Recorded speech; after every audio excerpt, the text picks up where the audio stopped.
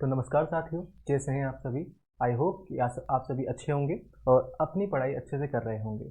आज हम जो बात करने वाले हैं, आपके सामने दिख रहा होगा आपको, बेसिक्स ऑफ इंग्लिश लैंग्वेज की बात करने वाले हैं। क्योंकि देखा जाता है आपके पास में कि हर बच्चा परेशान है इंग्लिश से कि सर इंग्लिश कैसे पढ़ी जाए। हर दूसरे बच्चे की आपके पास में परेशानी देखी जाती है इंग्लिश को लेके। तो आज जो हम बात करने वाले हैं वो आपके पास रहेगा कुछ बेसिक चीज़ें जो आपके पास में इंग्लिश में हम जान सकते हैं। काफ़ी मज़ेदार चीज़ें आपके पास होने वाली है और काफ़ी ईजी भी रहेगा।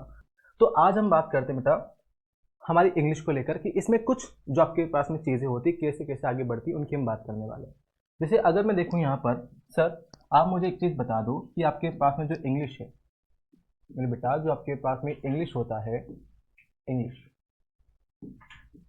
सबसे पहले तो आप मुझे एक चीज़ बताओ कि ये आपके पास में क्या है। इज इट अ सब्जेक्ट और a language? Is it a subject और अ लैंग्वेज? तो आप सभी मुझे बोलेंगे कि सर ये जो इंग्लिश आपके पास में है ये आपका क्या बनेगा, लैंग्वेज होने वाला है। तो जब भी आपके पास में इंग्लिश को कहा जाएगा सर, तो इंग्लिश क्या होता है हमारा, सर ये होता है हमारा लैंग्वेज होता है।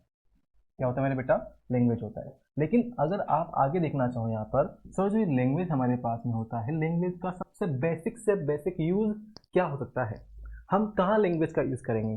तो आप सभी बोलेंगे कि सर लैंग्वेज मतलब भाषा। भाषा वहाँ यूज़ की जाती है जहाँ हमें क्या करना होता है, कम्युनिकेट करना होता है। अब सर कम्युनिकेट क्या होता है, हमें तो ये भी नहीं पता। मैं बता देता हूँ ना आपको। कम्युनिकेट आपके पास में होता है बातचीत। सर जो आपका लैंग्वेज होता है ये हम यूज़ करेंगे कम्युनिकेशन के अंदर। और मेरे बेटा कम्युनिकेशन क्या होता है, तो आप बोलेंगे सर वो होता हमारे पास में बातचीत रहने वाला है। ठीक है, हमने दो चीज़ें देखी यहाँ पर, इंग्लिश क्या है सर, लैंग्वेज है, और लैंग्वेज का बेसिक यूज़ क्या होता है आपके पास में सर, बातचीत मतलब कम्युनिकेशन में इसका यूज़ किया जाता है। अब आगे आप देखोगे यहाँ पर, तो सर आपने बोल तो दिया कि जो कम्युनिकेशन है इसमें हम लैंग्वेज यूज़ करते हैं, इंग्लिश यूज़ करते हैं, लेकिन कम्युनिकेशन कैसे यूज़ किया जाएगा कि सेंटेंस बनाने के लिए।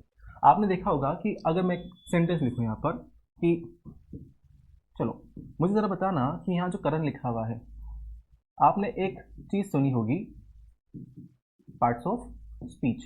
अगर आपको नहीं भी पता है तो मैं हूँ उस चीज़ को बताने के लिए। आपने एक चीज़ सुना होगा पार्ट ऑफ स्पीच के बारे में। लेकिन जो पार्ट ऑफ स्पीच आपके पास में होता है, ये टोटल आपके पास में नंबर में होता है कितने बेटा, 8 होते हैं। और उसमें 8 में कौन कौन सा आ जाएगा सर, नाउन आएगा, सेकेंड आपके पास प्रोनाउन आएगा, एडजेक्टिव आएगा सर, उसके बाद हमें मिलेगा यहाँ पर एडवर्ब, उसके बाद हमारा रहेगा यहाँ पर आर्टिकल, आर्टिकल, उसके बाद आपका रहेगा यहाँ पर कंजंक्शन, उसके बाद रहेगा यहाँ पर इंटरसेक्शन, और लास्ट आपके पास रहेगा सिंटेक्स, जिसे आप कहते हो सब्जेक्ट वर्ब एग्रीमेंट। तो ये 1 2 3 4 5 6 7 8, इन जो 8 टॉपिक्स आपके पास में है इनको क्या कहा जाएगा, इनको आपके पास में कहा जाता है पार्ट ऑफ स्पीच कहा जाता है। तो पार्ट ऑफ स्पीच के अकॉर्डिंग आपका जो करण रहेगा उसको क्या कहा जाएगा। सर देखो ये जो करण है, क्या ये किसी का नेम होगा मेरे बेटा? तो आप सही बोलेंगे हाँ सर, करण आपके पास में क्या है, किसी का नेम है। तो आपको इतनी बात ध्यान रखनी है, पूरे वर्ल्ड में कोई भी चीज़ जिसका नाम होगा उसे क्या कहा जाएगा, उसे नाउन कहा जाएगा। मैंने क्या बोला, रिपीट करना, पूरे वर्ल्ड में कोई भी चीज़ जिसका नेम है उसे क्या कहा जाएगा, उसे नाउन कहा जाएगा। तो आप देख पा रहे हो सर करण किसी का नेम है, तो क्या मैं इसको नाउन कह सकता हूँ क्या? तो आप सही बोलेंगे हाँ सर, आप तो क्या बोल सकते हो, नाउन कह सकते हो। ठीक है मेरे बेटा, आगे बात करते हैं। अगर हम देखा जाए यहाँ पर कि सर आपने बोल तो दिया पार्ट चीज के बारे में, लेकिन हमें पता कैसे लगेगा कि कब नाउन होगा और कब नाउन नहीं होगा। अच्छा, हमने यहाँ पे करण की बात की, करण आपका क्या हो गया, नाउन हो गया। सर हमने यहाँ पे लिखा इज, फिर लिखा अ, फिर लिखा यहाँ पर गुड, और फिर आपके पास यहाँ पर आ गया बॉय आर्ट। तो मेरे बेटा क्या आप समझ पा रहे हो क्या लिख दिया मैंने यहाँ पर, करण इज अ गुड बॉय। अब जरा देख लेते हैं सेंटेंस का पोस्टमार्टम करते हैं कि कौन सा वर्ड क्या काम कर रहा होगा। सर देखो, क्या ये जो इज लिखा हुआ है, अगर मैं इस इज को ही यहाँ से हटा देता हूँ तो क्या हमारा सेंटेंस एक मीनिंगफुल सेंटेंस बन पाएगा क्या, नहीं बन पाएगा। तो आप बोलोगे सर यहाँ ना आपके पास में इज का होना जरूरी है, और वो क्यों जरूरी है, क्योंकि अगर मैं सेंटेंस की हिंदी निकालता हूँ, इसकी हिंदी क्या निकल के आएगी, अगर मैं इस सेंटेंस की हिंदी निकालूँ तो आपके पास रहेगा करण एक अच्छा लड़का। अब आप सभी के माइंड में एक बात आ रही है, सर हे भी तो लगाओ। आपने और तो हे तो लगाया नहीं, मैं यहाँ पर हे नहीं लगा पाऊंगा। वो क्यों नहीं लगा पाऊंगा? क्योंकि मेरा जो बेटा यहाँ पे जो है आएगा ना आपके पास में, वही मेरा क्या डिसाइड करेगा? टेंस डिसाइड करेगा। अगर मैं यहाँ पर है लगा देता हूँ तो आपके पास प्रेजेंट टेंस बन जाएगा। अगर मैंने यहाँ पे था लगा दिया तो आपके पास क्या हो जाएगा? पास्ट टेंस की बात करेगा। तो आप एक बात समझ पा रहे हो सर, जो इज लिखा हुआ है ना, इस इज को हम ऐसा बोल सकते हैं क्या कि सर आपके पास में ये टाइम शो कर रहा है, ऐसा हम बोल सकते हैं। क्योंकि अगर आपके पास वहां पर है आएगा तो यहाँ आपके पास प्रेजेंट टेंस बन जाएगा। अगर आपके पास वहां पे था आएगा तो आपके पास क्या हो जाएगा? पास्ट टेंस बन जाएगा। है आएगा तो इज आएगा, था आएगा तो वो जाएगा। ठीक है, तो यहाँ अगर मैं है लगा देता हूँ तो ये है किसकी वजह से आया है? तो आप बोलोगे सर यहाँ पर ये इज की वजह से आया है। तो जो इज लिखा हुआ है वो क्या टाइम बता रहा है? आगे आप देखोगे यहाँ पर सर जो ए लिखा हुआ है, ये मेरा बेटा ये ए इस गुड के लिए आया होगा या इस बॉय के लिए आया है? तो आप बोलोगे सर यहाँ एक अच्छा नहीं, एक लड़का अच्छा है। तो यहाँ जब आपके पास में आर्टिकल लिखा हुआ है ए, ये किसके लिए आया मेरे बेटा? इस नाउन के लिए आया होगा। ठीक है, तो आर्टिकल आपके पास में किसके लिए आते हैं? नाउन के लिए आते हैं। सर हमने करण की बात कर ली, इज की बात कर ली, आर्टिकल ए की बात कर ली और बॉय की बात कर ली। अरे सर मुझे तो ये बता दो कि ये जो बॉय लिखा हुआ है इसको मैं क्या कहूंगा? जरा गौर से देखो सेंटेंस को। क्या यहाँ जो गुड आपके पास में है वो क्या करण की बात कर रहा है क्या?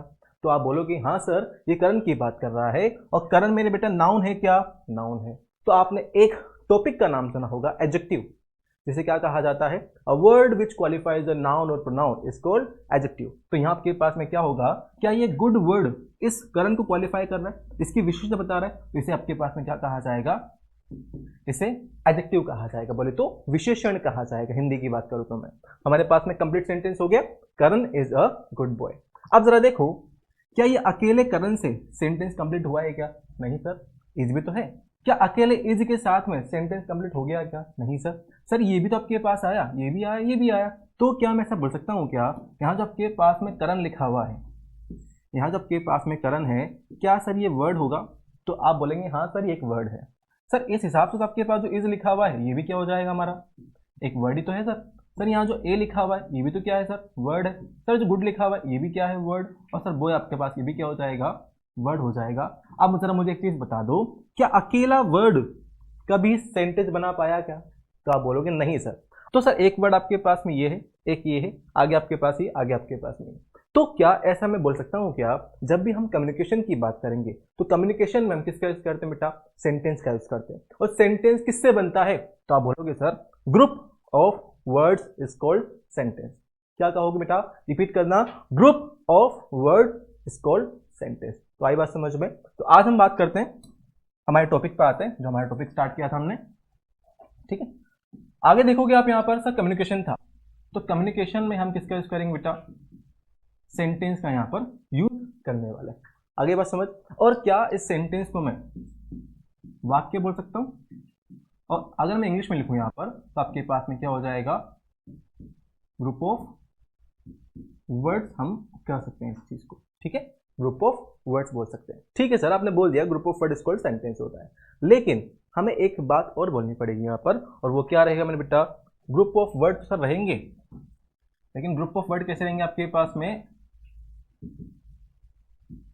मीनिंगफुल होने चाहिए। ऐसा नहीं है सर आपके पास सारे ही ग्रुप ऑफ वर्ड्स सेंटेंस होते हैं, बिल्कुल भी नहीं। मैंने ऐसा कभी नहीं कहा कि सारे ग्रुप ऑफ वर्ड क्या होंगे? सेंटेंस होंगे। मैंने क्या लिखा वहां पर? सर ग्रुप ऑफ वर्ड्स तो होगा, लेकिन ग्रुप ऑफ वर्ड्स कैसे होने चाहिए? मीनिंगफुल होने चाहिए। हमने जब यहाँ पे सेंटेंस लिखा था Karan is a good boy, एक मीनिंगफुल सेंटेंस था कि करण एक अच्छा लड़का है। लेकिन अगर मैं सेंटेंस ऐसे लिख देता हूं कि रोहन सा इज अ गार्डन इन मी। अब जरा मुझे बताओ मेरे बेटा, ये भी तो ग्रुप ऑफ वर्ड है। आप देखो सर, एक वर्ड, दो वर्ड, तीन वर्ड, चार वर्ड, पांच वर्ड, छह वर्ड, सर वर्ड ही तो आपके पास में आ रहा है। लेकिन क्या मैं इस चीज को एक प्रॉपर सेंटेंस बोल पाऊंगा क्या? नहीं बोल पाएंगे मेरे बेटा। क्यों नहीं बोल पाएंगे सर? क्योंकि मीनिंगफुल नहीं है। भले आपके पास में ग्रुप ऑफ वर्ड आ रहा है, लेकिन क्या इसका कोई मीनिंग निकल पा रहा है? सर मुझे बात क्या करनी है, क्या राहुल गार्डन में है, या राहुल को गार्डन ने देखा, या गार्डन को राहुल ने देखा, मुझे क्या बोलना होगा यहाँ पर? तो क्या इस सेंटेंस का मीनिंग निकल पा रहा है क्या? नहीं। तो क्या आपके पास में इसको हम नहीं बोलेंगे सर, ये सेंटेंस आपका बन सकता है। ठीक है बेटा, तो हमने देखा यहाँ पर जो आपके पास में सेंटेंस होगा कैसा रहेगा? ग्रुप ऑफ वर्ड रहेगा, और ग्रुप ऑफ वर्ड में कैसा रहेगा? मीनिंगफुल होना चाहिए। अगर उसका मीनिंग नहीं है तो आपके पास को सेंटेंस नहीं कहा जाएगा। कि फिर सर क्या कहा जाएगा? कुछ तो नाम देना होगा। आपने सुना होगा कि इन द गार्डन, विजिबल है, ठीक है, इन द गार्डन। सर ये भी तो आपके पास में ग्रुप ऑफ वर्ड है। सर देखो एक वर्ड ये है, एक वर्ड ये है, एक वर्ड ये है, लेकिन मेरे भाई यहाँ आपके पास में भले ही ग्रुप ऑफ वर्ड है, लेकिन इसका थोड़ा बहुत मीनिंग तो है, प्रॉपर मीनिंग नहीं है, थोड़ा बहुत मीनिंग है। इन द गार्डन मतलब सर गार्डन में। अब गार्डन में क्या, गार्डन में कौन, ये नहीं पता, लेकिन गार्डन में तो है कोई चीज़, तो आपके पास में यहाँ होगा क्या सर, इसे भी तो नाम दिया जाएगा। ऐसा तो नहीं सर इसको नाम नहीं दिया जाएगा, बिल्कुल नाम दिया जाएगा मेरे भाई। तो यहाँ आपके पास में सर ये प्रॉपर मीनिंग नहीं दे पा रहा है। जो हमारा सेंटेंस था Karan is a good boy, proper meaning दे रहा था, हमने क्या बोल दिया, सेंटेंस बोल दिया, वाक्य बोल दिया, लेकिन क्या इसका प्रॉपर मीनिंग निकल पा रहा है क्या? तो आप बोलोगे सर नहीं, इसका प्रॉपर मीनिंग नहीं है। तो मेरे भाई इसको क्या बोलना पड़ेगा सर, इसे आपके पास में क्या कहा जाएगा, इसे फ्रेज कहा जाएगा। आजकल आपके एग्जाम में क्वेश्चंस भी आते हैं फ्रेज से लेके क्लोज से लेके, तो हमें चीजें पढ़नी पड़ेगी सर, फ्रेज क्या होता है, क्लोज क्या होता है। तो अभी हमारी फर्स्ट क्लास है, तो हम देखने वाले हैं सेंटेंस के बारे में। जब हमारे आगे क्लासेस हम देखेंगे तो हम बात करेंगे फ्रेजेस और क्लोजेस के बारे में, ठीक है। तो आज के लिए हमने क्या जाना कि जो ग्रुप ऑफ वर्ड्स होते हैं मीनिंगफुल वाले, उसे क्या कहा जाएगा, सेंटेंस कहा जाएगा, और ग्रुप ऑफ वर्ड जिनका प्रॉपर मीनिंग नहीं होता है उन्हें क्या कहा जाएगा, फ्रेज कहा जाएगा, ठीक है। इतनी बात क्लियर है, तो हम आगे बढ़ते हैं हमारे टॉपिक पे। तो बेटा हमने बात की कम्युनिकेशन में क्या आता है, सेंटेंस आता है। अब सर आपने सेंटेंस बोल तो दिया, लेकिन जो सेंटेंस है हमें ये भी तो बता दो कि सेंटेंस में कौन कौन सी चीजें हमारे पास मिल सकती है, उसकी बात कर लेते हैं। सर देखो अगर मुझे कोई भी सेंटेंस बनाना है तो कभी भी कोई भी सेंटेंस सब्जेक्ट के बिना नहीं बन सकता। मोस्टली 90% सेंटेंस ऐसे होते हैं जो बिना सब्जेक्ट के नहीं बन सकते। मैं पूरे सेंटेंस नहीं बोलूंगा क्योंकि हमारे पास एक सेंटेंस ऐसा भी होता है जो बिना सब्जेक्ट के बनता है, उसे क्या कहा जाएगा, उसे इंपेरेटिव सेंटेंस कहा जाएगा। आपने देखा होगा अगर मैं सेंटेंस लिखूं हेल्प मी, ढूंढ के बता दो सब्जेक्ट कहां पर है, तो आप बोलोगे सर ये जो आपके पास में हेल्प लिखा हुआ है, क्या ये हेल्प आपका सर ये वर्ब होगा क्या, और कौन सी वर्ब है, वर्ब की फर्स्ट फॉर्म है। लेकिन सर जो मी लिखा हुआ है ये क्या है, ऑब्जेक्ट है। लो सर वर्ब भी आ गई, सब्जेक्ट भी, ऑब्जेक्ट भी आ गया, लेकिन यहाँ पे सब्जेक्ट कहाँ है, क्या बिना सब्जेक्ट के हमारा सेंटेंस नहीं बन पा रहा, क्या बन तो पा रहा है। तो हमारे पास में 90% केसेस ऐसे हैं जिसमें सब्जेक्ट आता ही आता है, लेकिन 10% में नहीं भी आता, वो अलग केस आपके पास में है। आज हमारी फर्स्ट क्लास है तो हम देखने वाले हैं बेसिक के बारे में, ठीक है। तो किसी भी सेंटेंस को बनाने के लिए 90% सेंटेंस के अंदर क्या आता है, सब्जेक्ट आता है। तो सबसे पहले हमारे पास में क्या आ जाएगा यहाँ पर, सर यहाँ लगाया जाएगा सब्जेक्ट, और सब्जेक्ट के बाद तो सभी को पता है, बच्चों को पता है क्या आती है, वर्ब आ गया। वर्ब के बाद में क्या आ जाएगा मेरे भाई, सर यहाँ पर ऑब्जेक्ट लगाया जाएगा, ठीक है भाई, इतनी बात क्लियर है। सब्जेक्ट आ गया, वर्ब आ गया और ऑब्जेक्ट आ गया। ये हमारा फर्स्ट स्ट्रक्चर है सेंटेंस का, इसे आपके पास में स्ट्रक्चर नंबर फर्स्ट कहा जाएगा मेरे भाई, ठीक है। सब्जेक्ट रहेगा, वर्ब रहेगा और आपके पास क्या रहेगा, ऑब्जेक्ट रहेगा। लेकिन सर अगर मैं इसी चीज को आगे बढ़ा देता हूं, सर देखो सब्जेक्ट फिर से आपके पास यहां आ जाएगा, लेकिन मेरे भाई क्या आप सभी को एक बात पता है क्या कि जो वर्ब होती है इसके भी दो पार्ट होते हैं, आप सभी को पता होगा। वर्ब के कितने पार्ट होते हैं बेटा, दो पार्ट होते हैं, एक कौन सी होती है, हेल्पिंग वर्ब, एक कौन सी होती है, मेन वर्ब। तो आप बोलोगे सर यहाँ पर एक तो आपके पास हो जाएगा यहाँ पर हेल्पिंग वर्ब आ जाएगा, एक एंड आपके पास यहाँ पर क्या आ जाएगा, मेन वर्ब आ जाएगा, उसके बाद फिर क्या आ जाएगा, ऑब्जेक्ट, ठीक है मेरे बेटा, इतनी बात क्लियर है। तो हमने देखा सर यहाँ पर स्ट्रक्चर नंबर फर्स्ट ने क्या कहा, सब्जेक्ट वर्ब ऑब्जेक्ट मिलेगा, और स्ट्रक्चर नंबर सेकंड ने क्या कहा कि sir subject plus helping verb plus main verb plus object हमें देखने को मिलेगा। ये आपके पास में इसका सेकंड स्ट्रक्चर हो जाएगा। लेकिन हमारे पास में ना एक स्ट्रक्चर और होता है, आपके पास देखो सर, देखो किसी भी सेंटेंस को बनाना है सब्जेक्ट तो कंपलसरी है, सब्जेक्ट लगा दो। लेकिन मेरे भाई सब्जेक्ट के बाद वर्ब भी आएगा, लेकिन वर्ब के बाद ना अब हमारे पास में ऑब्जेक्ट नहीं आ सकता। अब हमारे पास क्या नहीं आएगा, ऑब्जेक्ट नहीं आएगा। फिर आप बोलोगे सर ऑब्जेक्ट नहीं आएगा तो फिर क्या आएगा, हमने तो बचपन से हटा हुआ है कि वर्ब के बाद ऑब्जेक्ट आता है, वर्ब के बाद ऑब्जेक्ट आता है। लेकिन मेरे भाई हमेशा वर्ब के बाद में ऑब्जेक्ट नहीं आता, कभी कभी आपके पास में वर्ब के बाद आता है सब्जेक्ट कॉम्प्लीमेंट, जो सब्जेक्ट को कॉम्प्लीमेंट देता है। उसी का मैं दूसरा नाम कहूं तो आपके पास में क्या बनेगा सर, उसे एडजेक्टिव कहा जाएगा। एडजेक्टिव बोले तो विशेषण, या उसका आपके पास क्या आ सकता है, एडवर्ब आ सकता है, जिसे आप बोलते हो क्रिया विशेषण, ठीक है मेरे भाई। तो यहाँ आपके पास ना सर वर्ब, सब्जेक्ट आ गया, वर्ब आ गया, लेकिन अब हमारे पास क्या रहेगा सर, यहाँ हमें कभी कभी क्या मिल सकता है, सब्जेक्ट कॉम्प्लीमेंट, सब्जेक्ट कॉम्प्लीमेंट, या फिर कभी कभी हमें क्या मिलेगा यहाँ पर एडवर्ब भी देखने को मिल सकता है। अभी आपको घबराना किसी चीज पे नहीं है कि सर ये सब्जेक्ट कॉम्प्लीमेंट कैसे फाइंड करेंगे, एडवर्ब कैसे पहचाने, कुछ भी नहीं करना आपको, बस आप बैठे रहो और मुझे देखते रहो, चीजें समझते रहो, मैं सब समझा के जाऊंगा आपको। ठीक है मेरे बेटा, हमने बोला यहाँ पर सब्जेक्ट आ गया, वर्ब आ गया, वर्ब के बाद में क्या आ गया, सब्जेक्ट कॉम्प्लीमेंट आ गया, या फिर आपके पास में क्या मिल जाएगा, एडवर्ब मिल जाएगा। सर ये तो आपके पास हुई बेसिक, लेकिन सर सेंटेंस तो बता दो, सेंटेंस में कौन सा वर्ड कैसे काम करता है वो तो बता दो। मेरे भाई सब बताने आया हूं, थोड़ा वेट तो करो। देखो यहां अगर मैं सेंटेंस की बात करूं, फर्स्ट सेंटेंस की बात करते हैं, जैसे लिखा आपके पास यहां पर, माहिरा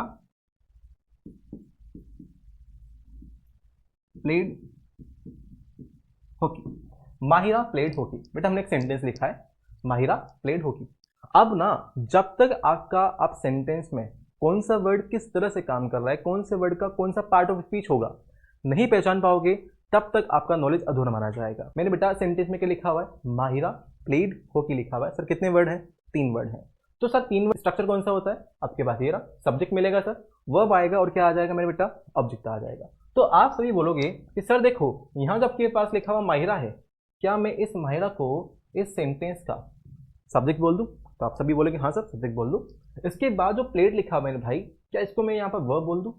और वर्ब के बाद तो क्या आता है सर, ऑब्जेक्ट आता है। तो क्या मैं इसे यहाँ पर ऑब्जेक्ट बोल दूं क्या? तो आप बोलोगे हाँ सर हम इसको ऑब्जेक्ट बोल सकते हैं। कितना मिल गया, तो सब्जेक्ट आ गया, वर्ब आ गया और ऑब्जेक्ट आ गया। ये तो है सबसे बेसिक बात बताई मैंने आपको। लेकिन मैंने बेटा एग्जाम में ये चीजें नहीं आती।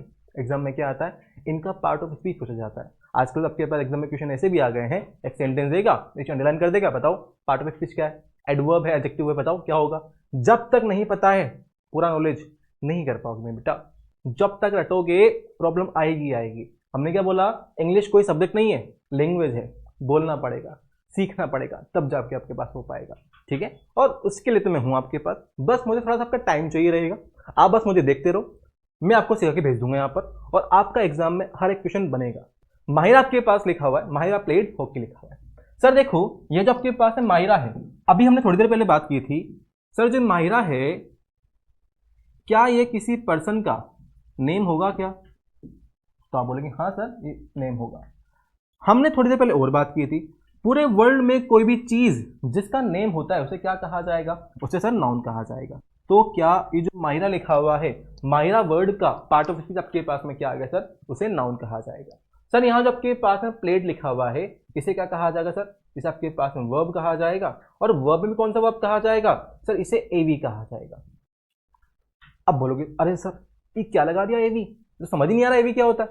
मेरे बेटा एवी आपके पास में होता है एक्शन वर्ब। अब जरा देखो, Mahira played hockey, Mahira hockey खेलती थी, तो क्या हॉकी खेलने में एक्शन हुआ होगा क्या, मूवमेंट हुआ होगा क्या? जब भी मेरे बेटा वर्ब के अंदर मूवमेंट होता है, एक्शन होता है, उन्हें क्या कहा जाएगा, उन्हें एक्शन वर्ब कहा जाएगा। ठीक है, तो खेलने में, प्ले आपके पास में एक्शन वर्ब का काम कर रहा है, तो उसको क्या बोला जाएगा सर, वर्ब तो है, लेकिन वर्ब में कौन सी वर्ब है, एक्शन वर्ब है। ठीक है, आगे बात करते हैं। सर यहाँ जो आपके पास में हॉकी लिखा हुआ है, इसे आपके पास क्या बोल दिया, ये तो आपका ऑब्जेक्ट हो ही जाएगा। उसके बाद सेंटेंस थोड़ा चेंज करते हैं। सर एक सेंटेंस और दे दो ताकि हमें और समझ आ जाए। ऑलरेडी सेंटेंस तो आप कमी थोड़ी ना सेंटेंस की। देखा आपके पास में Kiran is a beautiful girl, Kiran is a beautiful girl. अब जरा मेरे बेटा बताना इसमें कौन सा वर्ड क्या काम कर रहा है। तो आप बोलोगे सर इतनी तो हमें बात समझ आ गई सर, जो आपके पास में किरण है ना, एक तो ये सेंटेंस का सब्जेक्ट है। ठीक है मेरे बात, सर सब्जेक्ट होने के साथ साथ किसी का नाम भी है, नेम भी है। अगर ये नेम है किसी का तो नाउन होगा नहीं होगा, बिल्कुल ऐसे ही सीखना मेरे बेटा।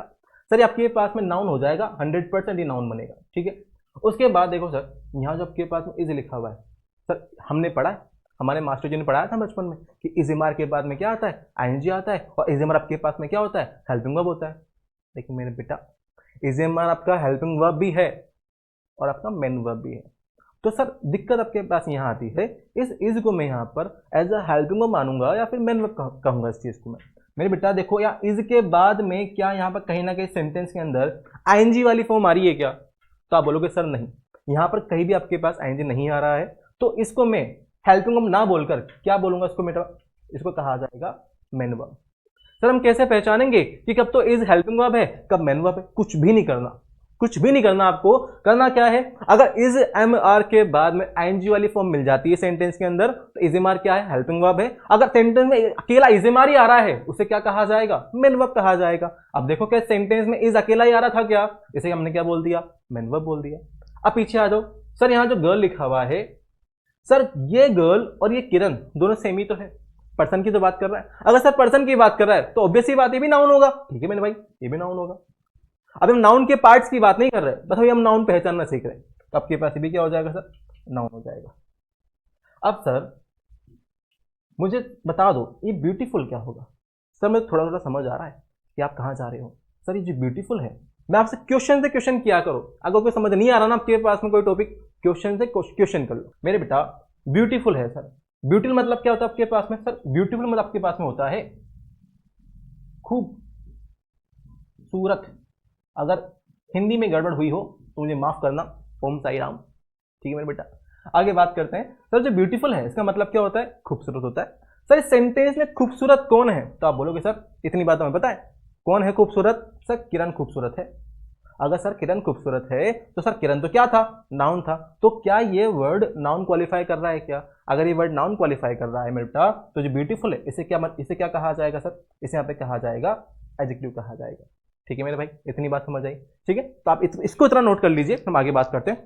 हमने बेसिक जाना कि सर कुछ सेंटेंस होते हैं, कुछ फ्रेज होते हैं, सेंटेंस मीनिंगफुल होते हैं, फ्रेज में प्रॉपर मीनिंग निकल के नहीं आता। ठीक है, हमने इतनी बात जानी थी। सर आपने एक चीज छोड़ दी, आपने बताया था ना कि वो सब्जेक्ट कॉम्प्लीमेंट होता है, उसको क्या करना है। रुको तो सही यार, अभी क्लास कहाँ खत्म हुई अपनी, फिर क्लास स्टार्ट हुई है। देखो अगर मैं आप एक सेंटेंस दूं आपको, एक बड़ा प्यारा सेंटेंस मैंने दिया, Shikha is beautiful, Shikha is beautiful and Karan is a teacher.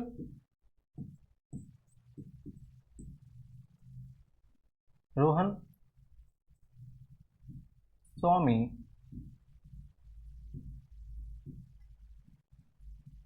beautifully.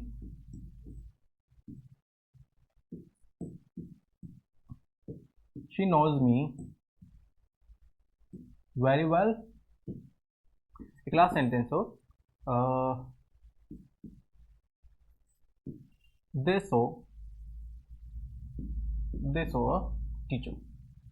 ठीक है मेरे भाई, अब ना आपके पास में 5 सेंटेंस लिखे हुए हैं। अब इन 5 सेंटेंस हमें करना है, पोस्टमार्टम करना है कि इन सेंटेंसेस के अंदर कि कौन सा वर्ड क्या काम कर रहा है उसकी बात करनी है। ठीक है बेटा, अब बताओ सर, कुछ बातें आपको अब थोड़ा याद हो गया होगा।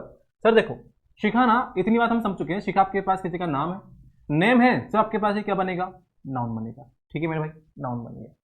सर देखो इज के बाद में क्या आईएनजी वाली फॉर्म आ रही है क्या, नहीं आ रही, तो इज आपके पास क्या बनेगा, सर मेन वर्ब हो गया। सर ब्यूटीफुल कौन है, क्वेश्चन से क्वेश्चन कर लो, कौन ब्यूटीफुल है, तो शिखा ब्यूटीफुल है। शिखा आपके पास में नाउन था, नाउन क्वालिफाई कौन करता है, तो एडजेक्टिव करता है, तो ब्यूटीफुल आपके पास यहाँ क्या हो जाएगा, एडजेक्टिव हो जाएगा। आई बात समझ। ऐसे सेकंड सेंटेंस आपके सामने, करण इज अ टीचर। सर देखो ये तो हमारे लिए छोड़ दो, करण क्या है सर, नाम है किसी का, नाम है तो नाउन हो जाएगा। सर देखो इज के बाद में आईएनजी वाली फॉर्म नहीं है, तो आपके पास क्या बनेगा, मेन वर्ब, और जो आपके पास अ टीचर है ये क्या हो जाएगा, हमारे सेंटेंस का ऑब्जेक्ट हो जाएगा। लेकिन नहीं, अब ना आप यहां गलत हो जाओगे। अगर आप इस वर्ड को ऑब्जेक्ट बोलते हो तो यहां आपके पास में आप गलत हो। गलत क्यों हो, सर हमें तो ये पढ़ाया गया था कि वर्ब के बाद में ऑब्जेक्ट आता है। बिल्कुल, आप पूरी तरह गलत नहीं हो, थोड़े से गलत हो, बस थोड़े से।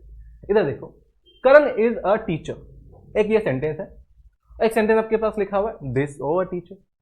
सर मुझे एक चीज बता दो कि यहां जो आपके पास में ये टीचर है और ये वाला अ टीचर, क्या दोनों सेम काम कर रहे हैं क्या, दोनों आपके पास में, दोनों का पार्ट ऑफ स्पीच क्या सेम होगा क्या, बिल्कुल भी नहीं होगा मेरे भाई, बिल्कुल भी नहीं होने वाला है। इंग्लिश की आपके पास में खासियत यही होती है, हर वर्ड कब चेंज हो जाए किसी को कुछ पता नहीं है, बस किसे पता है, वो सेंटेंस को पता है। सेंटेंस में कौन सा वर्ड किस तरह से यूज होना है वो आपके पास में सेंटेंस बताएगा, कभी मैं खुद भी नहीं बता पाऊंगा इस चीज को। तो अब देखो जरा, अगर मैंने आपके पास लिखा है यहां पर इंडिया, मैंने आपसे बोला क्या ये इंडिया आपके पास में नाउन है क्या, तो आप सभी उचक के बोलोगे हाँ सर हाँ सर, आपके पास में क्या होगा, नाउन हो गया। लेकिन गलत हो आप, ये नाउन नहीं है और नाउन है भी। अरे सर क्यों परेशान कर रहे हो, एक चीज बता दो ना, नाउन है या नाउन नहीं है। मैं खुद भी नहीं बोल पाऊंगा इसको, तो ये नाउन होगा या नहीं होगा मैं खुद भी नहीं बता पाऊंगा। वो कैसे नहीं बता पाऊंगा, क्योंकि सर ऐसे नहीं बता पाऊंगा। इस वर्ड को ना सेंटेंस में लाके दो मुझे, तब तो हम बात कर सकते हैं। देखो जरा, तो एक सेंटेंस लिख लेते हैं यहां पर कि आई लव इंडिया। एक सेंटेंस और, I am going to India. ठीक है मेरे भाई, दोनों जगह आपके पास में क्या आ रहा है सर, यहां पे दोनों जगह आ रहा है इंडिया आ रहा है। ठीक है सर, ऊपर वाला भी नाउन है, नीचे वाला भी आपके पास में नाउन होगा, लेकिन आप गलत हो। नाउन है लेकिन एक सेंटेंस में नाउन है, दूसरे सेंटेंस वाला नाउन नहीं है। कैसा नहीं है सर, देखो, आई लव इंडिया, मुझे प्यारा है, मुझे क्या प्यारा है, हमारा इंडिया प्यारा है। तो क्या सर, अगर मैं क्वेश्चन से क्वेश्चन करता हूं, आई लव मुझे प्यारा है, मुझे क्या प्यारा है सर, मुझे इंडिया प्यारा है, तो क्या यहां पर इंडिया जो आपके पास लिखा हुआ है सर, ये वर्ड का आंसर है क्या? अगर मैं क्वेश्चन बनाऊंगा सेंटेंस, क्या बनेगा, आई लव व्हाट, मुझे क्या प्यारा है, मुझे इंडिया प्यारा है। तो क्या इस इंडिया का आंसर वर्ड से आया क्या? तो आप बोलोगे हाँ सर वर्ड से आया। नीचे आ जाओ, I am going to India, इस सेंटेंस का हिंदी मीनिंग क्या होगा? तो आप बोलोगे सर मैं इंडिया जा रहा हूं। आई एम गोइंग, मैं जा रहा हूं, मैं कहां जा रहा हूं, मैं इंडिया जा रहा हूं। मेरे भाई बताना, तो जो आपके पास में यहां इंडिया लिखा हुआ है, क्या ये आपका वेहर का आंसर होगा? तो आप बोलोगे बिल्कुल सर, ये आपके पास में वेहर का आंसर है। अगर ये वेहर का आपके पास आंसर हो गया है ना, तो आपके पास सर ये बनेगा आपका एडवर्ब, ये बनेगा आपका नाउन। ये बात समझ पा रहे हो? ये आपका क्या हो गया सर, यहाँ ये वेहर का आंसर है, ऊपर आपके पास में क्या है सर, वर्ड का आंसर है। मुझे एक चीज बता दो, अगर आपने बोला कि सर ये नाउन है, तो मेरे भाई अलग अलग कैसे हो गया? ऊपर आपके पास वर्ड का आंसर, नीचे आपके पास वेयर का आंसर। अगर ये वाकई नाउन होता तो हर जगह आपके पास में वर्ड का आंसर आना चाहिए था, लेकिन नहीं आ पाया। यहां आपके पास वर्ड है, नीचे आपके पास वेयर आ गया। तो मेरे भाई ना, कोई भी वर्ड आपके पास में फिक्स नहीं होता है, हर वर्ड का पार्ट ऑफ स्पीच चेंज होता रहता है। तो हमने क्या बोला सर, जो इंडिया है ये नाउन है भी और नहीं भी, दोनों आपके पास में चीज है। जब सेंटेंस के अंदर आएगा तब हम बता पाएंगे सर नाउन होगा नहीं होगा। चीजें समझनी पड़ेगी, लॉजिक समझना पड़ेगा, तब जाके मजा आएगा इंग्लिश पढ़ने का। काफी प्यारी लैंग्वेज है, पढ़ के देखो मजा आएगा। इधर देखो आप, ठीक है बात। सर इंडिया आपके पास ऊपर तो नाउन हो गया, नीचे वाला आपके पास में क्या हो जाएगा, वेहर का आंसर क्या बनेगा, एडवर्ब बन जाएगा। अपने टॉपिक पे आते हैं, हम तो टीचर की बात कर रहे थे। करण इज अ टीचर और they saw a teacher. Sir देखो, यहाँ जो टीचर है और यहाँ जो टीचर है, दोनों सेम सेम होगा क्या? सर वही तो आप बात बता रहे हो, आपने इंडिया की बात की, वही आप दोबारा करने वाले हो। हाँ मैं दोबारा करने वाला हूँ, लेकिन यहाँ चीज आपके पास में थोड़ा ट्विस्ट आ गया। ट्विस्ट कैसे आ गया? देखो सर, जो टीचर है वो क्या करण ही है क्या? जरा सोच लो, करण इज अ टीचर, इस सेंटेंस का हिंदी क्या होगा, करण एक टीचर है। सर करण ही तो टीचर है और टीचर ही तो करण है। तो मेरे भाई क्या है, जो आपके पास में टीचर लिखा हुआ है वो क्या करण की बात कर रहा है? बिल्कुल सर। सर जो करण है वो भी तो टीचर है, तो कहीं ना कहीं आपके पास में इस सेंटेंस में भले आपके पास में दो अलग अलग नाउन दिख रहे हैं, लेकिन हम बात तो एक ही कर रहे हैं ना। बात तो एक ही कर रहे हैं कि आपके पास जो टीचर लिखा हुआ है वो इस करण को क्वालिफाई कर रहा है, करण की विशिष्टता बता रहा है। तो यहां आपके पास में क्या हो जाएगा, तो इसे आपके पास कहा जाएगा सब्जेक्ट कॉम्प्लीमेंट। ऐसा क्यों कहा जाएगा? क्योंकि आप देखो ना, कॉम्प्लीमेंट मतलब क्या होता है, जब आप अच्छे से रेडियो के आते हो तो आपको कॉम्प्लीमेंट्स मिलता है। कॉम्प्लीमेंट्स मतलब आपकी प्रशंसा होती है, आपकी तारीफ होती है। तो क्या ये वर्ड इस वर्ड की तारीफ ही तो कर रहा है भाई। करण है, करण क्या है, टीचर है, तो इसे आपके पास क्या कहा जाएगा, सब्जेक्ट कॉम्प्लीमेंट कहा जाएगा। नीचे आ जाओ, दे सॉ टीचर, उन्होंने टीचर देखा। अब सर क्या ये टीचर वाकई में इस देख की बात कर रहा है क्या? आप बोलोगे नहीं सर, अब यहाँ मामला अलग अलग है। ये दे अलग अलग लोग रहे होंगे और जो टीचर आपके पास में ये अलग पर्सन रहा होगा। आगे वाला जो सब्जेक्ट है सर वो अलग है, पीछे वाला जो वर्ड है वो अलग सब्जेक्ट की बात कर रहा है। तो यहाँ जो आपके पास में टीचर होगा इसे क्या कहा जाएगा, इसे ऑब्जेक्ट कहा जाएगा। मेरी बात समझ पा रहे हो? तो बड़ा सिंपल सा है सर, हम कैसे फाइंड करेंगे कि सब्जेक्ट कॉम्प्लीमेंट क्या होगा और आपका ऑब्जेक्ट क्या होगा? बड़ा सिंपल सा है, अगर आपके पास में आगे वाला वर्ड और लास्ट वाला वर्ड दोनों सिंगल पर्सन की बात कर रहे हैं तो आपके पास क्या बनेगा, सब्जेक्ट कॉम्प्लीमेंट बनेगा। अगर आगे वाला वर्ड और लास्ट वाला वर्ड दोनों अलग अलग पर्सन की बात कर रहे हैं तो आपके पास क्या रहेगा, वो आगे वाला सब्जेक्ट, पीछे वाला क्या हो जाएगा, ऑब्जेक्ट हो जाएगा। ठीक है मेरे भाई, इतनी बात क्लियर है? आगे बढ़ते हैं हमारे नेक्स्ट क्वेश्चन को लेकर। रोहन सा मी ब्यूटीफुली। अब सर देखो, यहां जो रोहन लिखा हुआ है, बिल्कुल ये तो आपको पता है सर नाउन होता है, नेम है किसी व्यक्ति का, नाउन हो जाएगा। सर जो सो लिखा हुआ है ये तो वर्ब है, देखा, सर जो मी लिखा हुआ है ये तो ऑब्जेक्ट है। देखा, किसे देखा? मुझे देखा। लेकिन सर कैसे देखा? ब्यूटीफुली। सर ब्यूटीफुल में और ब्यूटीफुली में डिफरेंस क्या होगा? दोनों एक ही तो है, सेम सेम ही तो लग रहे हैं। सर ये राम है और ये श्याम है, इतना तो अंतर है। फर्क क्या आया? फर्क आपके पास में आया एल वाई का। सर देखो यहाँ ना इसके पास में एल वाई नहीं है, लेकिन आपके पास यहाँ तो एल वाई है। काफी आपके पास फर्क पड़ेगा मेरे भाई। 90% वर्ड्स ऐसे होते हैं जिन वर्ड के लास्ट में एल वाई लगा हुआ हो तो वो क्या बनेंगे? एडवर्ब बनेंगे। एडवर्ब हो जाएगा। क्यों हो जाएगा? क्योंकि सर ना ये आपके पास क्वालिफाई कर रहा है, वर्ब को क्वालिफाई कर रहा है। Rohan saw me beautifully। Rohan beautiful नहीं है, रोहन ने मुझे सुंदर तरीके से देखा है। तो यहाँ आपके पास जो ब्यूटीफुली वर्ड है वो किसके लिए आया है? सा के लिए आया होगा। सा आपके पास में क्या है? वर्ब है। तो वर्ब क्वालिफाई कौन करता है? एडवर्ब करता है। तो इस हिसाब से आपके पास में क्या बन जाएगा सर? ये एडवर्ब हो जाएगा। ठीक है मेरे भाई, आगे बात करते हैं। सर देखो ये शी, सर नाउन होगा। गलत हो मेरे भाई, किसी का नाम थोड़ी ना ये। सर जो शी आपके पास लिखा हुआ है ना, ये अब आपके पास में किसी का नाम नहीं है। सर जो नाम रहा होगा ना उसके लिए आपके पास ये वर्ड आया है। सपोज करते हैं आपके पास में कोई यहाँ फीमेल रही होगी, यहाँ आपके पास में कोई फीमेल रही होगी, उस फीमेल को रिप्रेजेंट कौन कर रहा है? ये आपका शी कर रहा है। तो आपने एक टॉपिक का नाम सुना हुआ होगा, प्रोनाउन, जिसे हिंदी में कहा जाता है सर्वनाम कहा जाता है। क्या बनेगा इसका definition? A word which replaces noun is called pronoun. तो आपके पास जो शी लिखा हुआ है इसे क्या कहा जाएगा? इसे प्रोनाउन कहा जाएगा। ठीक है मेरे भाई, इसे कहा जाएगा आपके पास में प्रोनाउन कहा जाएगा। सर ये जो नोज है ये तो पता है मुझे, ये तो वर्ब है। और सर वर्ब के बाद में क्या आता है? मोस्टली तो ऑब्जेक्ट ही आता है, तो ये ऑब्जेक्ट है। मुझे बता दो ये वेरी वेल क्या है? तो आप बोलोगे सर वेल। सर वेल का मतलब ना होता है आपके पास में अच्छा, अच्छा या बढ़िया, दोनों बोल सकते हैं हिंदी में। नहीं सर ना वेल का मीनिंग दो सकता है, या तो अच्छा होगा या फिर बढ़िया होगा। कौन सी चीज अच्छी है या कौन सी चीज बढ़िया है? मुझे बताओ। इस सेंटेंस का मतलब क्या होगा? She knows me very well, वह मुझे अच्छी तरीके से जानती है, ये इसका मीनिंग है। यह वह अच्छी है, यह इसका मीनिंग है। तो आप बोलोगे सर इस सेंटेंस का मीनिंग ये होगा कि वह मुझे बहुत अच्छे तरीके से जानती है। तो मुझे बताओ वह लड़की अच्छी है या उसका जानना अच्छा है? तो आप बोलोगे सर जानना अच्छा है। तो यहाँ जब आपके पास में वेल लिखा हुआ है वो क्या इस नोज के लिए आया है? बिल्कुल बोलोगे सर नोज के लिए आया है।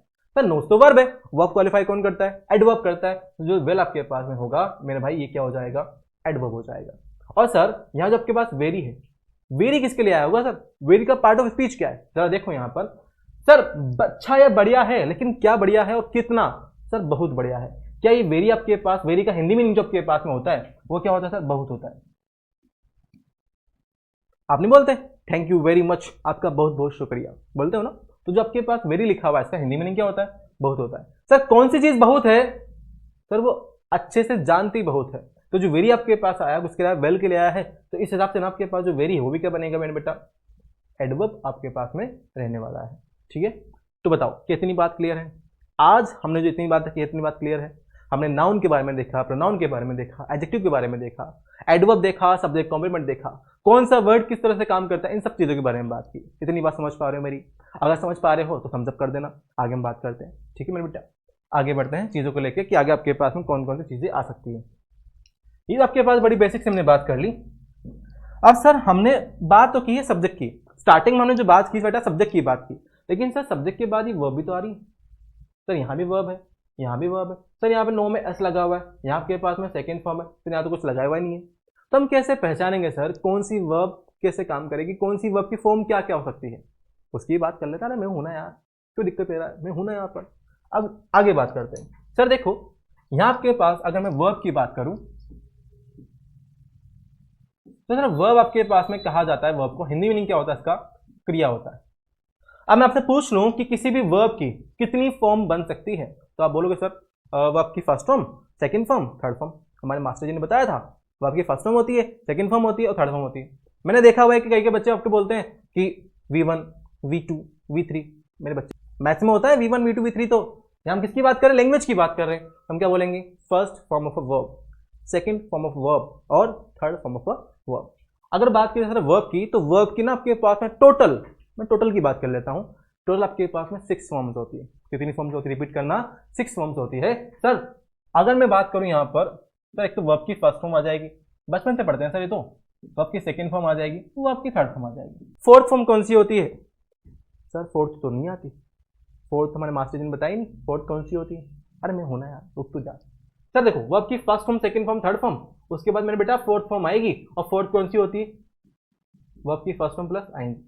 अब कोई नहीं बोलेगा कि सर हमें याद था, बिल्कुल भी याद नहीं था सर, हमें पता तो था कि आईएनजी वाली फॉर्म होती है, लेकिन उसका नाम नहीं पता था ना। तो मेरे बेटा नाम क्लियर है, जब भी आपके पास कोई आईएनजी वाली फॉर्म आएगी उसे क्या कहा जाएगा? उसको फोर्थ फॉर्म कहा जाएगा।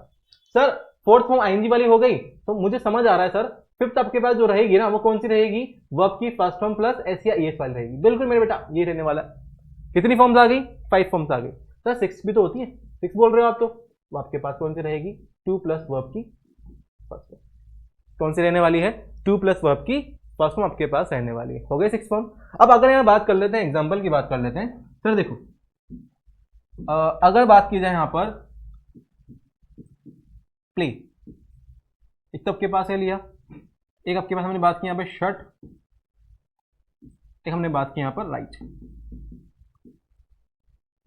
मेरे बेटा क्या आप तीनों ही वर्ब के बारे में जानते हो क्या? सर प्ले का मतलब तो खेलना या फिर किसी कोई चीज बताने की बात करना होता है, तो शर्ट मतलब कोई चीज बंद कर दिया, और राइट मतलब लिखने की बात चल रही होती है। हमें तीनों वर्ब के बारे में पता है। जो प्ले है, शर्ट है, राइट है, क्या आप इनकी मुझे वर्ब्स बता सकते हो क्या? तो आप बोलोगे बिल्कुल सर बता दें, क्या दिक्कत आ रही है? तो जो प्ले लिखा हुआ है ना, प्ले जो आपके पास में है, सर प्ले तो वर्ब की फर्स्ट फॉर्म है, प्ले की सेकंड फॉर्म क्या होती है मेरे भाई? तो आप चीख कर बोलोगे सर प्लेड होता है। इसकी थर्ड फॉर्म क्या होती है मेरे भाई? तो बोलो सर प्लेड फिर से आ जाएगा। सर आपने बोल तो दिया कि सेकंड फॉर्म प्लेड है, थर्ड फॉर्म भी प्लेड है, लेकिन सर आप तो चलो डिफरेंशिएट कर लोगे कि सेकंड फॉर्म कौन सा, थर्ड फॉर्म कौन सा, लेकिन सर हम तो बच्चे हैं, हम तो छोटे छोटे मासूम से बच्चे हैं, हमें कैसे पता होगा कि सेकंड फॉर्म कब मानेंगे और थर्ड फॉर्म कब मानेंगे? थोड़ा वेट करो, सब आपके पास में आ जाएगा।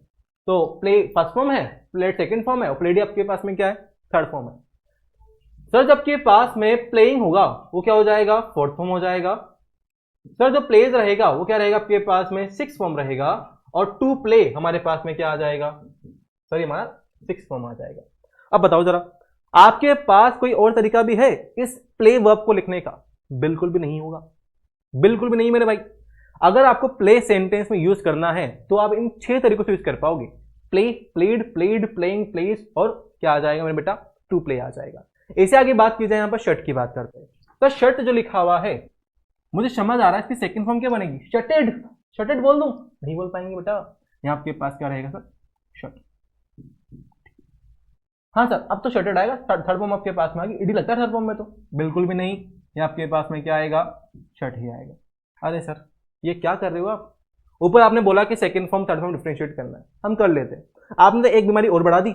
अब सर यहाँ तो तीनों फॉर्म में सेम सेम है, हम कैसे पहचानेंगे कि फर्स्ट कौन सा, सेकंड कौन, थर्ड कौन सा? अरे मैं हूं यार, थोड़ा वेट तो कर, थोड़ा सा वेट दे, थोड़ा सा टाइम दे मेरे को, अभी सब बता देंगे, ठीक है? हाँ sir shirt shirt shirt, third form आ गई। फोर्थ कौन सी बनेगी बेटा? शर्टिंग हो जाएगा। फिफ्थ कौन सा रहेगा? शर्ट्स हो जाएगा। और सिक्स कौन सा रहेगा? Two shirt. ठीक है सर, इतनी बात क्लियर है। अब आपके पास बचा राइट। राइट की बात कर लेते हैं। सर जो राइट लिखा हुआ है, राइट तो फर्स्ट फॉर्म है, राइट की सेकंड फॉर्म क्या हो जाएगी मेरे भाई? सर वो बनेगा आपके पास में राइट, रोट, और यहां रहने वाला आपके पास में return. Third form, fourth form क्या आ जाएगी आपके पास में? राइटिंग आ जाएगी सर। फिफ्थ कौन सी आएगी? राइट्स आ जाएगी। और सिक्स कौन सी रहने वाली है? To write. To write. अब जरा बताओ, कुछ बात समझ पा रहे हो? एक पैटर्न आपके पास इसमें चल रहा है, वो कौन सा पैटर्न जरा बताओ मेरे भाई, कौन सा पैटर्न होगा? सर एक देखो आप यहां पर, प्ले, प्लेड, प्लेड, कुछ अलग सा है। शर्ट शर्ट शर्ट, थोड़ा सर यहां भी अलग अलग हो रहा है। Sir write, wrote, written, sir यहां भी गड़बड़ है, कुछ तो गड़बड़ है दया, कुछ तो गड़बड़ है, क्या किया जाए? अगर यहां देखे जाए सर, तो आप देखो सर जो प्ले वाला आपके पास में लिखा हुआ है ना, इसे आपके पास हम कह सकते हैं टाइप फर्स्ट वर्ब का। सर ये आपके पास में है टाइप सेकंड, और ये आपके पास होगा सर टाइप थर्ड। आगे मेरे पास समझ में? सर फर्स्ट टाइप तो आपके पास में ऐसी है वर्ब की जिसमें सेकंड फॉर्म और थर्ड फॉर्म सेम सेम है, और फर्स्ट आपका अलग रहेगा। सेकंड टाइप में क्या होता है सर? तीनों ही फॉर्म अलग सेम सेम होती है, शर्ट शर्ट शर्ट। और थर्ड टाइप आपके पास में क्या रहेगा सर? तीनों ही फॉर्म के पास में अलग अलग आ जाएगी, राइट, रोट, रिटर्न। किसी भी वर्ब की ना कितनी फॉर्म बन सकती है? 6 फॉर्म बन सकती है, लेकिन टाइप कितने रहेंगे आपके पास? 3 टाइप रहने वाले। सर कैसे रहेंगे? वर्ब तो इतनी सारी है सर, इतनी सारी इंग्लिश है, इतनी सारी वर्ब्स है, हम कैसे पता करेंगे कौन सी टाइप है? अरे रुक तो जा, चल मुझे बता। यहां अगर मैंने बात की, यहां पर कट मैंने लिखा, ठीक है, मैंने कट लिखा। अब जरा मुझे ना कट की 6 फॉर्म बता दे। तुम बोलोगे सर कट फर्स्ट फॉर्म है, सेकंड फॉर्म बनेगा इसका कट, ठीक है सर, और थर्ड फॉर्म भी कह रहे हैं कट। हश, थर्ड फॉर्म तक आ गए सर। फोर्थ आपने बताई थी आईएनजी वाली होती है, तो क्या रहेगा आपके पास में सर, आईएनजी लगा दूंगा, कटिंग बन जाएगा सर। फिफ्थ होती है कट्स एस वाली, और सिक्स आपके पास होगी टू कट हो जाएगी। हाँ सर, बना लिया सर, बना लिया। एक चीज नोटिस करो। क्या नोटिस किया सर? देखो ना, इसकी तीनों फॉर्म सेम सेम आ रही है, कट कट कट। कौन सा टाइप होगा सर? ना, ये सेकंड टाइप है, तीनों फॉर्म सेम सेम है। चल मैं एक और लिखा, सिंग लिखा, सिंग। सर सिंग मतलब गाना होता है, सेकंड फॉर्म सिंग, सेंग, संग। मेरे भाई सर ये अलग है, ये से अलग है, ये से अलग है, तीनों फॉर्म अलग अलग है क्या? कौन सा टाइप आपके पास में आ गया सर? ये आपके पास थर्ड टाइप आ गया। जैसे आपके पास में बात की सर यहाँ पर गो, वेंट, गोन, गो वेंट गोन, कौन सा टाइप आपके पास में आ गया सर? फिर आपके पास में थर्ड टाइप आ गया। जैसे आपके पास बात की जाए यहाँ पर पुट, पुट, पुट, कौन सा टाइप है सर? सेकंड टाइप है। जैसे आपके पास बात कर लूँ मैं यहाँ पर वॉश, वॉश्ड, वॉश्ड। मेरे भाई कौन सा टाइप होगा? तो आप बोलोगे सर ये फर्स्ट टाइप है। इतनी बात समझ आ रही है? तो सर आपने सिखाया मैं यहाँ पर कि वर्ब की ना 6 फॉर्म होती है, लेकिन वर्ब के टाइप कितने होते हैं? 3 ही टाइप होते हैं। फर्स्ट टाइप में जैसा रहेगा sir, second form third form same same है और फर्स्ट अलग है। सेकंड टाइप में क्या है सर? तीनों फॉर्म सेम सेम है। और थर्ड टाइप में क्या रहेगा? तो तीनों फॉर्म आपके पास में अलग अलग आ जाएगा। इतनी बात क्लियर है? ठीक है मेरे बेटा, आगे बात करते हैं। तो ये तो आपके पास हमने की यहाँ पर वर्ब की बात कर ली। अब आगे आपके पास रहता है देखा चीजें आने वाली है। अब मैं एक चीज बताना चाहूंगा आपको। एक आपके पास में होता है टॉपिक जिसे कहा जाता है प्राइमरी वर्ब, कहा जाता है प्राइमरी वर्ब्स। मेरे बेटा जो प्राइमरी वर्ब्स होती है ना, इसे आपके पास में हम बोलते हैं सर डू, हैव, एंड आपके पास रहेगा बी रहेगा, डू हैव एंड बी रहेगा, ठीक है। अब सर हम ना एक चीज नोटिस कर पा रहे हैं, नोटिस क्या कर पा रहे हैं सर? देखो जो आपके पास में प्राइमरी वर्ब्स है ना, प्राइमरी है लेकिन प्राइमरी क्या है सर? वर्ब्स है। और सर थोड़ी देर पहले हम वर्ब्स के बारे में पढ़ के आए, किसी वर्ब कितनी फॉर्म बनती है सर? 6 फॉर्म बनती। तो सर इसका मतलब क्या होगा ना, इसकी भी आपके पास में 6 फॉर्म बनेगी सर। डू की भी 6 फॉर्म है, हैव की भी है और बी की भी है। और कैसे रहने वाले इसकी बात कर लेते हैं सर। जो देखो आपके पास डू लिखा हुआ है, अगर मैं यहाँ पे डू की बात कर लेता हूँ मेरे बेटा, डू सर, डू तो ना फर्स्ट फॉर्म है। डू की सेकंड फॉर्म आपके पास में क्या रहेगी? Do, did, done, doing, doing, does, आपके पास में क्या हो जाएगा? To do, 6 form. आगे बेटा 6 फॉर्म आगे, do, did, done, doing, does, और आपके पास क्या रहेगा? टू डू आ जाएगा। ऐसे आगे बात करें हम, सर हमने डू की बात की है। ऐसे आपके पास ना बात की जाए यहाँ पर हैव की, हैव की हम बात कर लेते हैं। तो सर हैव तो फर्स्ट फॉर्म है, हैव का सेकंड फॉर्म क्या होता है? हैड होता है। सर थर्ड फॉर्म क्या होता है? हैड ही होता है बेटा। और सर फोर्थ फॉर्म क्या होता है? हैविंग होता है। और सर फिफ्थ फॉर्म कैसे बनेगा ना, आपने बताया था कि फिफ्थ फॉर्म कैसे बनता है? वर्ब की फर्स्ट फॉर्म में एस लगा दो। वर्ब की फर्स्ट फॉर्म क्या है? हैव है। अगर मैं वर्ब की फर्स्ट फॉर्म में एस लगा दूंगा, मेरे बेटा क्या बन गया यहाँ पर? सर ये बन गया हैव्स बन गया। और बेटा जब भी आपके पास में हैव्स वर्ड आता है ना, तो इस हैव्स वर्ड का आपके पास क्या बनता है मीनिंग? Rich people. क्या मीनिंग होता है मेरे बेटा? Rich people. अगर सर ये वाकई में आपके पास जो हैव्स लिखा हुआ है रिच पीपल की बात कर रहा है, सर ये तो पर्सन की बात कर रहा है। अगर ये पर्सन की बात कर रहा है तो सर ये तो नाउन हो जाएगा ना, ये तो क्या हो जाएगा? नाउन हो जाएगा। हम तो बात किसकी कर रहे हैं? हम तो वर्ब की बात कर रहे हैं। इस वजह से ना आपके पास यहाँ पे हैव्स जो लिखा है हमने, ये हम नहीं लिख पाएंगे। तो सर यहाँ पे लिखेंगे क्या? यहाँ पे लिखा जाएगा तो यहाँ पे हैज लगाओ, ठीक है। तो बन जाएगा आपके पास में कॉम्बिनेशन हैज और हैव का। ऐसे आपके पास में आ जाएगा यहाँ पर लास्ट वाला फॉर्म, तो बनेगा आपके पास में टू हैव आ जाएगा, टू हैव। बताओ इतनी बात क्लियर है क्या? हमने देखा वर्ब के बारे में और हमने देखा प्राइमरी वर्ब के बारे में। अब हमारे पास एक वर्ब और बचा हुआ है बी, जो काफी इंपॉर्टेंट आपके पास रहने वाला है, काफी ज्यादा इंपॉर्टेंट आपके पास रहेगा। क्योंकि इसी वर्ब से ना आपके पास में देखा जाए, इसी वर्ब से तो आपका टेंस बना हुआ है, काफी इंपॉर्टेंट टॉपिक आपका माना जाता है। जब मैं बच्चों से बात करता हूं तो बोलते हैं कि सर टेंस तो सबसे बेसिक सा टॉपिक है, उसमें क्या ही पढ़ा दोगे आप। टेंस दिखता इजी है लेकिन होता आपके पास में काफी खतरनाक है। जब टेंस के आप क्वेश्चन देखोगे ना मेंस वगैरह के, तो समझ जाएगा टेंस का कितनी वैल्यू होती है। तो जब आपके पास में बी लिखा हुआ ना बेटा, दिखने में काफ़ी छोटा सा है बी, लेकिन इसका ना काफ़ी बड़ा रोल है इंग्लिश के अंदर भी। अच्छा आपको एक चीज़ मैं बता दूं, आपने एक नाम सुना हुआ है टॉपिक का, जिसे कहा जाता है टेंस कहा जाता है, जिसे टेंस कहा जाता है। और सर टेंस में ना आपके पास present tense, past tense, future tense, ये 3 टेंस आते हैं। आपको एक चीज़ पता होगी कि प्रेजेंट टेंस में इजेमर आता है, पास्ट टेंस में वर्ब आता है। मेरा क्वेश्चन आपसे ये है कि आपको कैसे पता कि प्रेजेंट टेंस में इजेमर लगाना है, अब पास्ट टेंस में वर्ब लगाना है। फिर आप बोलोगे सर हमारे टीचर ने बताया था कि प्रेजेंट में इजेमर और पास्ट में वर्ब। मैंने पूछा कि टीचर को किसने बताया कि प्रेजेंट में इजेमर और पास्ट में वर्ब। हम तो बच्चे थे ना, गलती कर सकते थे, प्रेजेंट में वोजवर लगा दिया और पास्ट में इजेमर लगा दिया, लेकिन हम नहीं किया, हमने इजेमर ही लगाया प्रेजेंट में। तो वो आपके पास में कौन बात करता था, बी बात करता है। अगर मैं बी की बात करूं यहाँ पर, तो मेरे बेटा देखने में काफ़ी ईजी सा है, बी काफ़ी छोटू सा है, लेकिन इसके कारनामे काफ़ी बड़े बड़े हैं। अगर मैं बी की फर्स्ट फॉर्म की बात करूं बेटा, तो जो बी लिखा हुआ है, बी खुद भी वर्ब की फर्स्ट फॉर्म है, ठीक है। बी आपके पास में क्या है, खुद वर्ब की फर्स्ट फॉर्म है। लेकिन ना सर हमने एक और चीज देखी हुई है, जो आपके पास में बी होता है, इसको लिखने का तरीका भी अलग होता है। कभी कभी ना हम इसको क्या लिख देते हैं, इज, एम और ये आर के फॉर्म में लिख देते हैं। तो देखो आप यहाँ पर जो बी है ना, बी की 2 फर्स्ट फॉर्म है। आपके पास एक ऐसी वर्ब है जिसकी 2 फर्स्ट फॉर्म बनती है। मुझे बताओ सर, यहाँ तो डू है, डू की फर्स्ट फॉर्म डू ही तो है सर, कोई अलग फर्स्ट फॉर्म तो नहीं है। लेकिन यहाँ आपके पास जो बी है ना, इसकी 2 फर्स्ट फॉर्म है, एक तो बी खुद वर्ब की फर्स्ट फॉर्म है, एक आपके पास में क्या आ जाएगा, इजेमर आ जाएगा। मैं बी की सेकंड फॉर्म की बात करूं बेटा, तो बी की सेकंड फॉर्म क्या बनेगी आपके पास में, तो ना बी का सेकंड फॉर्म आपके पास होता है वॉज वर होता है, वॉज एंड वर। तो जो बी का आपके पास थर्ड फॉर्म रहने वाला है, वो आपके पास रहेगा सर यहाँ बीन रहेगा। जो बी का फोर्थ फॉर्म रहेगा सर, वो आईएनजी वाला हो जाएगा, बीइंग। जो बी का फिफ्थ फॉर्म रहेगा, सर देखो आपने बताया था फिफ्थ कौन सा होता है, वर्ब की फर्स्ट फॉर्म में एस लगाना होता है, तो वर्ब की फर्स्ट फॉर्म क्या है, बी है। अगर मैं इसमें ईएस लगा देता हूं तो क्या बन जाएगा सर, 20 बन गया। सर 20 कैसे बन सकता है सर, 20 का मतलब क्या होता है, मधुमक्खी होता है, मधुमक्खी।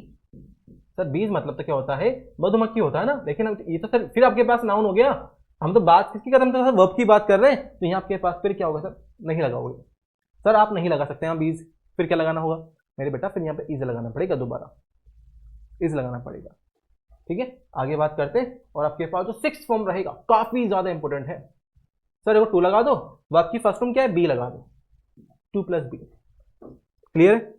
अगर मैं यहां पर 2 + बी लिख देता हूं तो क्या मामला कंप्लीट है, आप बोलोगे सर कंप्लीट तो है, क्या दिक्कत है, बताया था आपने भी 2 + वर्ब की फर्स्ट फॉर्म होता है, ये 2 रहा, ये फर्स्ट फॉर्म नहीं, क्लियर है मामला। लेकिन मैंने भाई गड़बड़ है, गड़बड़ क्या है, ये आपके पास बन गया पैसिव स्ट्रक्चर बन गया। जब भी आपके पास में 2 आए, 2 के बाद में बी आता है, बी के बाद हमेशा क्या लगाया जाएगा, वर्ब की थर्ड फॉर्म। यहाँ पे क्या लगाना होगा, मैं यहाँ पर वर्ब की थर्ड फॉर्म ऐड करनी होगी, तब जाके आपके पास में ये सेंटेंस, ये जो फ्रेज आपके पास बनेगा, ये कंप्लीट हो पाएगा। और मेरे बेटा इसे आपके पास कहाँ हम काम यूज करते हैं, ये आपके पास में पैसिव में यूज आपके पास होता है, हमेशा पैसिव में। 2 आ गया, बी आ गया, कभी इसको अकेला नहीं लिख पाएंगे। 2 के साथ अगर बी लगाया है तो थर्ड फॉर्म कंपलसरी है, लगाना ही होगा, नहीं लगाया तो बन ही नहीं पाएगा, कोई सेंस बनेगा नहीं इस चीज का। तो 2b प्लस आपके पास क्या आएगा, थर्ड फॉर्म आएगा। अब जरा देखो यहाँ पर सर, जो आपने बताया ना बी आपके पास लिखा हुआ है, इस बी वर्ब ने टेंस बनाए हुए हैं, इस बी वर्ब ने ही आपका नरेशन बनाया हुआ है, नरेशन। और इस बी वर्ब ने ही आपका वॉइस, जिसे आप बोलते हो एक्टिव वॉइस, पैसिव वॉइस कहा जाता है, वो बनाया हुआ है। सर देखो यहाँ पर आपने बोला कि ये जो आपके पास में ना बी की फर्स्ट फॉर्म वो क्या होती है सर, इजेमर होती है। जो बी की सेकंड फॉर्म है वो आपके पास में क्या है सर, वॉज है। अरे मेरे भाई इतनी बात तो पता है ना आपको कि प्रेजेंट में वर्ब की फर्स्ट फॉर्म आती है। अब बताओ अगर प्रेजेंट में वर्ब की फर्स्ट फॉर्म आती है तो रीजन आपके पास में ये है, हम क्या लगाते हैं, इजेमर लगाते हैं। पास्ट में क्या आता है सर, ये तो पता है हमें, सेकंड फॉर्म आता है। अगर पास्ट में सेकंड फॉर्म आता है तो आपके पास में क्या लगाया जाता है, वॉज का यूज किया जाता है। ऐसे हम आगे बात कर लें यहाँ पर, सर आपने बताया कि डू फर्स्ट फॉर्म है और डज आपके पास में क्या है, फिफ्थ फॉर्म है। अगर प्रेजेंट की बात करूं, प्रेजेंट में वर्ब की फर्स्ट फॉर्म भी आती है और एस वाली वर्ब भी आती है, फिफ्थ फॉर्म भी आती है, तो प्रेजेंट में क्या आता है, डू और डज आता है। अगर मैं प्रेजेंट की ही बात कर रहा हूं तो परफेक्ट, अगर मैं टेंस की बात करूं तो आपके पास वहां क्या आ जाएगा, हैज और हैव आता है। और पास्ट की बात करूंगा तो क्या आ जाएगा आपके पास, वहां पर डिड आपको देखने को मिलेगा। बताओ मेरे भाई इतनी बात क्लियर है क्या। तो ना आपके जो ये बी वर्ब लिखा हमने यहाँ पर, इस बी वर्ब ने आपके 3 टॉपिक बनाए हुए हैं, टेंस, नरेशन और वॉइस। बताओ मेरे भाई कितनी बात क्लियर है क्या। आज हमें जाना है कि वर्ब के बारे में, वर्ब किस तरह काम करता है, वर्ब के एस्पेक्ट क्या होते हैं, इनके बारे में जाना है। तो इतनी बात क्लियर हो तो बताओ, आगे हम बात करेंगे फिर। क्लियर है मामला यहां तक? ठीक है मेरे भाई, हम 10 साल से दोस्त हैं। हम 10 साल से दोस्त हैं। आपसे एक क्वेश्चन पूछा मैंने यहाँ पर कि हम 10 साल से दोस्त हैं, इसका ट्रांसलेशन क्या बनेगा? इसको आप कैसे ट्रांसलेट करोगे इंग्लिश के अंदर? जब आप इंग्लिश ट्रांसलेट बनाओगे इसका, तो आपके पास वो सेंटेंस क्या होने वाला है?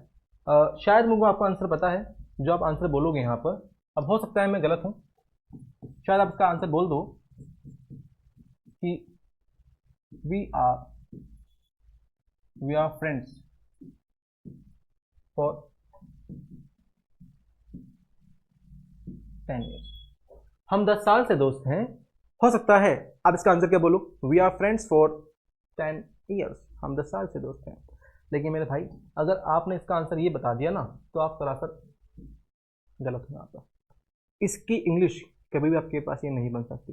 क्यों नहीं बन सकती? क्योंकि जो आपके पास में 4 लिखा हुआ है ना, 4, इसके ना 2 मीनिंग होते हैं। सर जो आपके पास में 4 है, एक तो ये केली का सेंस देता है, और आपके पास में ये से का सेंस देता है। 2 इसके मीनिंग होते हैं। तो जो 4 है, एक तो आपके पास केले का सेंस देगा, या आपके पास में क्या देगा सेंस? से का सेंस देगा। अब जरा मुझे बताओ, इस सेंटेंस में केले का सेंस आपके पास आ रहा है या से का सेंस आ रहा है? तो आप लोगों के साथ से का सेंस आ रहा है। अगर यहाँ पे से का सेंस आ रहा है ना, तो मुझे यहाँ पे क्या लगाना पड़ेगा सर? परफेक्ट टेंस यहाँ पर आएगा, ना कि आपके पास सिंपल टेंस आएगा। इसका आंसर क्या बन जाएगा मेरे बेटा? इसका आंसर आपके पास बनेगा we have been friends for 10 years। ये आपके पास में करेक्ट ट्रांसलेशन होने वाला है इस सेंटेंस का। We have been friends for 10 years। आपको एक बात जाननी होगी, जब भी आपके पास में 4 कहाँ आएगा मेरे बेटा? जब आपके पास में 4 आता है परफेक्ट टेंस के अंदर। जब आपके पास में 4 कहाँ आता है? परफेक्ट टेंस में आता है, तो उसका मीनिंग क्या निकल के आता है? उसका मीनिंग आपके पास होता है से। और जब आपके पास में 4 आता है सिंपल टेंस के अंदर, उसका मीनिंग क्या होता है आपके पास में? के लिए निकल के आता है। तो अगर मैं इस इंग्लिश का हिंदी ट्रांसलेट करूं, तो आपके पास क्या बनेगा? हम 10 साल के लिए दोस्त हैं। ये इसकी हिंदी होने वाली है। जब आपने बोला ना we are friends for 10 years, इसकी हिंदी क्या बनेगी? हम 10 साल के लिए दोस्त हैं। अब जरा मुझे बताओ, आप ऐसे दोस्ती करते हो क्या? इससे 10 साल दोस्ती करूंगा, इससे 3 साल करूंगा, इससे 5 साल करूंगा। दोस्ती आपके पास आप ऐसे सोच के करते हो? अगर ऐसे सोच के करते हो तो सेंटेंस सही हो जाएगा, लेकिन नहीं हो पाएगा। We are friends for 10 years, इसकी हिंदी क्या बनेगी? हम 10 साल के लिए दोस्त हैं। हमारा सेंटेंस क्या था? हम 10 साल से दोस्त हैं। उसका क्या बनेगा? We have been friends for 10 years। तो ये आपके पास में था हमारी आज की बातचीत। आई होप आपको चीजें समझ आई होगी। अब हम मिलते हैं हमारे नेक्स्ट क्लास में।